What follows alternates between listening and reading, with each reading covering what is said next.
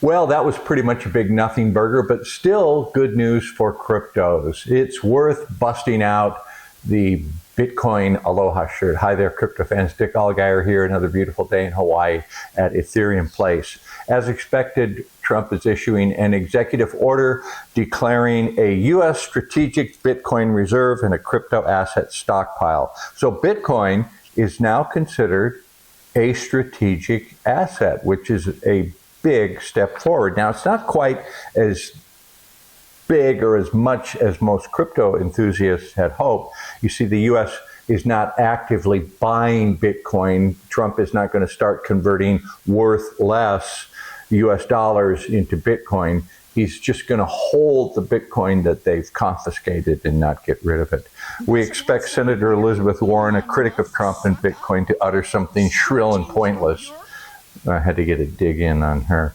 Okay, so no bold new policies, not actively buying Bitcoin, but it does formalize policy to hold this and to label it a strategic reserve. So that's good news. With the announcement, Bitcoin sold off a bit. It's holding at about 87,000. It is important to note that this is a big step in the transition to a new financial system, and that's what we've been saying, and that's what we've been witnessing for many years. It's the transition to a new financial system. When Bitcoin first came out, it was just people were giving it away. Hey, I'll give you 100,000 of this Bitcoin. What's Bitcoin? It's computer code. So people were just trading strings of computer code that they said, well, it's like money.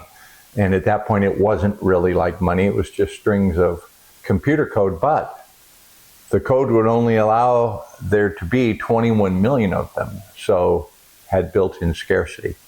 And so it was, people were giving it away. People were saying, what do you do with this? At one point in 2010, a guy bought 2 Papa John's pizzas for 10,000 Bitcoin. So at that point, Bitcoin, that was worth 41 bucks. So 10,000 Bitcoin was worth $41 in 2010. Today, 10,000 Bitcoin's worth about $875 million. Should have held those Bitcoin. Originally, they said, well, this is only used by terrorists and criminals and drug dealers. It's just a scam. It's just a Ponzi scheme. Trump, in his first term, said, I'm not a fan of Bitcoin. What else did he say? It's a scam based on thin air. Warren Buffett was saying, well, Bitcoin is rat poison squared. It's a Ponzi scheme. No one's saying that anymore. Now it's officially a strategic reserve of the United States. So this is part of the transition. This is a major undertaking to transition the entire financial system of the world from gold and silver and U.S. petrodollars into digital distributed ledger blockchain technology. Takes a long time, and it has to be done, rolled out slowly so as not to crash the system. If Trump had come out and said, yeah, that dollar is really good and that worth much, Bitcoin is where it's going, and we're going to start buying all the Bitcoin, that would immediately crash the stock market, crash the dollar, and cause Bitcoin to rise too fast. They want this a gradual transition, and that's what's happening. So watch it happen. If you have some Bitcoin, hold it. There are some other cheaper ones.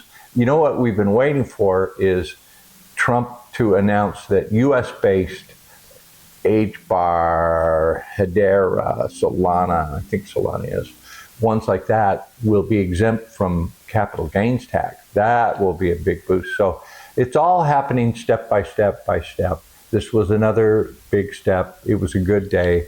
It didn't make the market surge, but that's what they wanted. They just wanted okay, let's just move the ball a couple of yards down the field, get a first down, keep going. Aloha.